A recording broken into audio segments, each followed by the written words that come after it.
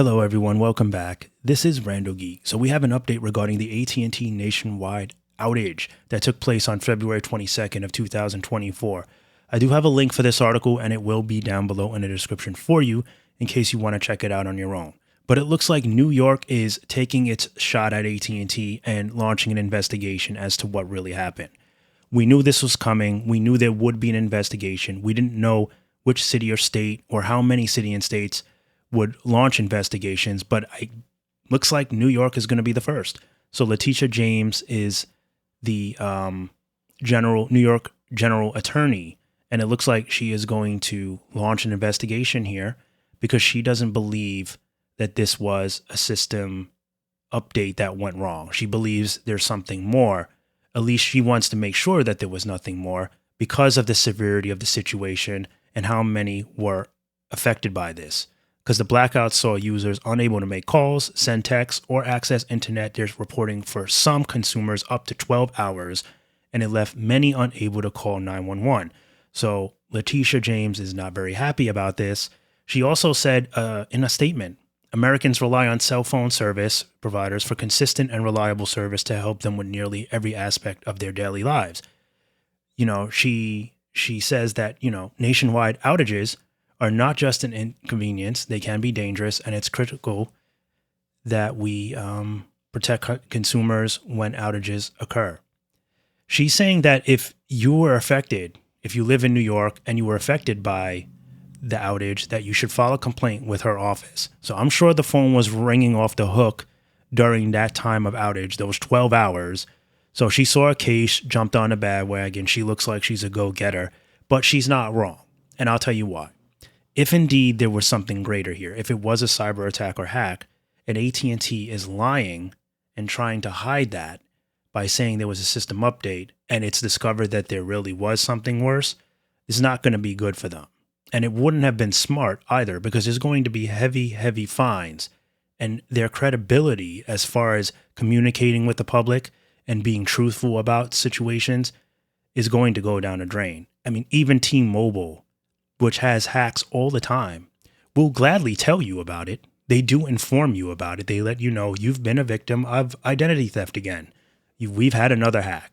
They need to do better preventing these hacks so they don't happen, but at least they communicate, which is something that AT&T did not good in this situation. They waited hours to report the incident, and then when they finally released the press statement, it wasn't anything useful. The message was really bland and didn't offer any kind of resolution or promise of a resolution, should I say. It was literally acknowledging that there was some kind of issue, but not how severe it was. And they also didn't give any kind of hope that the incident would be resolved anytime soon. It was more of just like, we know that there's a situation. Some customers have reported, network issues.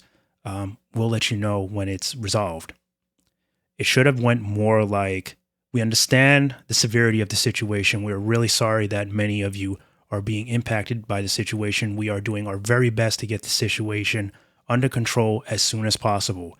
We hope that you will understand that this was not intentional, and we will do our best to get service restored for you ASAP. Something like that. I mean, I don't write these types of things. I don't work for AT&T, but they should have had people in place to do a better job. I think you understand what I'm saying with that. And I'm sure many of you that are paying $90 a month for a postpaid plan feel this way. So that's my biggest thing with this, because I can respect that outages happen. No company is perfect. The ones that are saying, I'm going to leave AT&T and go to Verizon because they're going to treat me better, and they never go down. That's not true. They all have problems. They all have cyber attacks. They're only as good as they can be. What you don't understand is people work for these companies. Some people don't do the right thing. Someone could have easily just made a mistake that made them vulnerable to get attacked. It could have been an inside hack. It could have been from outside, an outside hack, or it could have simply been an update. Either way, you have to expect this type of thing to happen. It shouldn't happen all the time. Like with T-Mobile, they if you're constantly getting hacked, something is wrong with their system. So, it's possible that AT&T is trying to hide that, or it could literally have just been an update. An employee hit the wrong button and whoops, the whole world is impacted by this. It's possible, but I guess Letitia James wants to make sure, and I'm sure many consumers want to know what really happened because they're frustrated. And FirstNet being down, I think FirstNet was the first to come back, but FirstNet was down for quite some time. And for those that were not able to reach 911, first responders not able to do their job, this is a big deal. Okay, the credibility that AT&T has lost due to this is not good, and it will only be worse if it's discovered that they lied. Again, I'm not the one to accuse them. I don't really know. I think it can go either way. I think it could have been a simple update mistake. I think they had someone doing the update that probably didn't know what they were doing, or who knows? Maybe they didn't test things properly. Anything could have happened, right? Like I said, these companies are as only good as they can be. They do have human beings working for them, and sometimes human beings make mistakes. So I'd like to know your thoughts down below, whether or not you think this was a cyber attack, a hack, just a system update. And, how did this impact you? Was it severe for you? Also, before we wrap this up, I do want to say one thing. The AT&T network is an amazing network. It's a very great network. I think the potential to get better is there. I think if they focus more on the network, I think it will just continue to excel. But as far as how this company has been run, it's not being run the way it should be. I think it's time for an overhaul there. And I say this without being, I'm not trying to be rude or harsh or anything, because I can say this about all of these carriers, to be honest. I think there's a lot of work that needs to go on with all of them. Verizon was really bad a couple of months ago. I think we're starting to see a little bit of a turnaround. It feels like it's getting a little bit better. I've done a lot of videos about the concern of the future of Verizon and where it was heading. And I'm starting to see it's a little bit better, I guess. It feels like it's a little bit better. But I think that time has come for AT&T. It's turning into a joke. I feel like this is a household name. This is a household company that's been around for so long.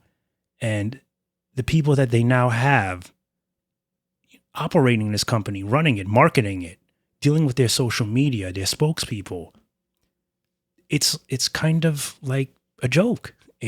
This is not what you would expect from the name of AT&T, the brand of AT&T. I think many consumers, AT&T is up there with ADT security. When you think of security, you think of ADT, right? That's a household name. That's the first company that probably pops into most people's heads, unless you're born 10 years ago. You've never probably heard of them because they're not as advertised as some of the newer security companies like Ring, etc. But most people, when you think of home security, you think of ADT, right? That's a household name. And that's the same thing with AT&T. They're like a household name when it comes to wireless service. So you think of AT&T, and then you think of Verizon because they're very reliable. And then, T-Mobile's kind of like the last resort, not disrespecting the network in any way.